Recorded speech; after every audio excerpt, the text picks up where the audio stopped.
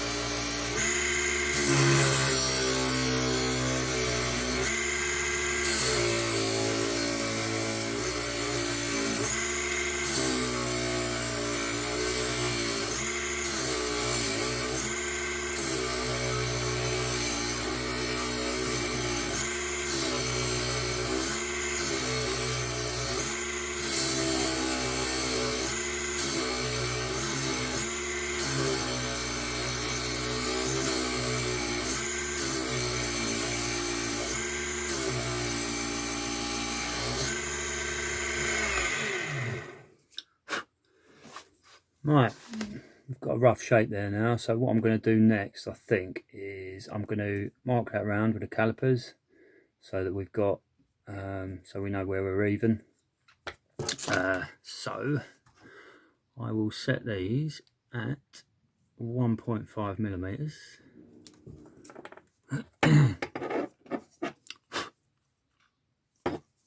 I'm just going to run that round on the inside so we can mark that up. So we know where we need to go, sort of 2 as it were. Gives you a visual of if you're keeping it round as well on the outside. Last thing you want is it to not be round, obviously. This might have been a bit easier if I had sanded the edge first, but you can't quite make that out, can you? But you can just about see where I've marked it up the top here. But there is a mark all the way around.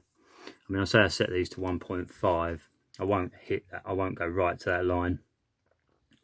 Not on here anyway. I'll get it near enough and then I'll put it on the lathe and I'll spin it. So I sand it, give it a little bit of shape, smooth it all out.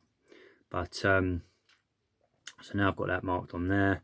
I'll just carry on rounding that until I get near enough and we'll see where we get to. But first of all, I think I'm going to have to make a new piece of sandpaper to go on the end of here. So I'm going to do that and then we'll crack on.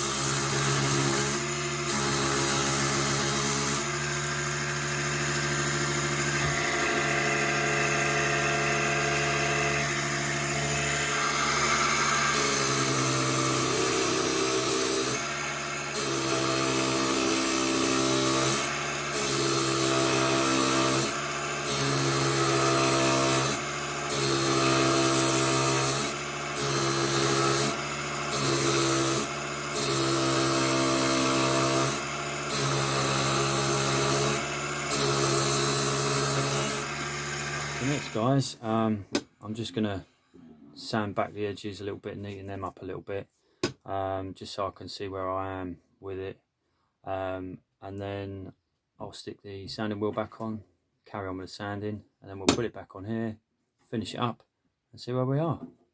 Good stuff. See you in a minute. Right, we're getting there now guys. Got it all nice and level all the way around, so it's measuring the same. I've just neatened up the edges just a tiny little bit at the moment. So what I'm going to do now, I'm just going to carry on sanding it down a little bit more, check it on the calipers. I want to try and get it down to 1.5, so I haven't done anything with the inside yet, so once I've sanded out the inside, hopefully we'll have it down to 1.5 and then it's ready for finishing. Right, let's get to it. Okay guys, right, back again. Sorry about this camera angles and stuff. I've got this tiny little tripod and it doesn't really go high enough out here, so but what I'm basically onto now is I'm just finishing this off with some 320 grit sandpaper on the inside, and then we should be done, hopefully anyway. Now I like to do the inside by hand normally, sometimes depending on how much I've got to take out of it, really, to be honest. If I've got to take quite a lot out of it, I'll put it in the thing I've got for the end of my drill. This massive tile hole cutter. I line it with some foam, and then put X amount of foam in it to literally hold the ring in there. So then I can put that in the drill, spin it, and sand out the inside. But this one, because I'm not really making it to any size particular, I'm just doing it by hand, just because I like to, really, to be honest. Right, I think we're just about there now. So that's it there. Got that down to 1.5, there or thereabouts. Outside's been sanded to 320 grit, and all that's left to do now really is put a CA finish on it. If you want to see how I do that, there is another video on my channel somewhere that I did last year, I think. So that's basically explaining the way that I do it.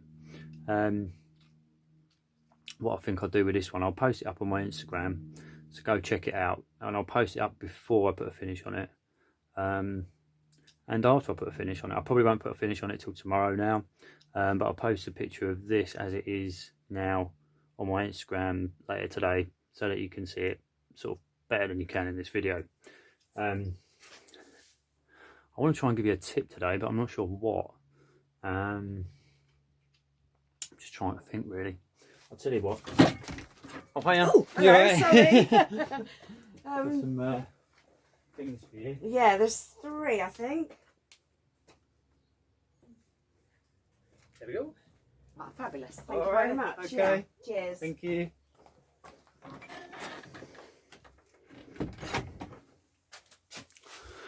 Well, that scared the living daylights out of me.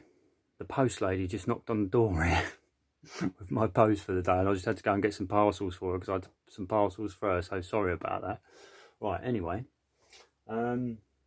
tip for today. CA glue. There's loads of them out there, but the one I've always used is this one by Everbuild. It's their medium viscosity super glue, and to be fair, it's a good glue at a good price. In the UK, if you're in the UK, I'll get this from Toolstation, and it's probably, I think it works out quite reasonable from Toolstation. I can't remember how much they are at the moment. I know they used to, when I first started buying it from there, they were about £2 something, about £2.35 for a 50, I think these are 50 gram bottles. Yeah, the 50 gram bottles, the big ones. I think they might be a little bit more now, but they're still quite reasonably priced. And Superglue Accelerator. I've used a few, but I tend to stick with this one. It's the Bondit Superglue Activator. I normally get this off of eBay. Pay about, again, it used to be about £4 for a 400ml tin, but I think it's about £5.80 now. So that's quite a good value. It lasts quite a while as well, to be honest, because you only need a little bit of at a time. So yeah, that will be my tip for today, guys. So I hope you've enjoyed watching this video.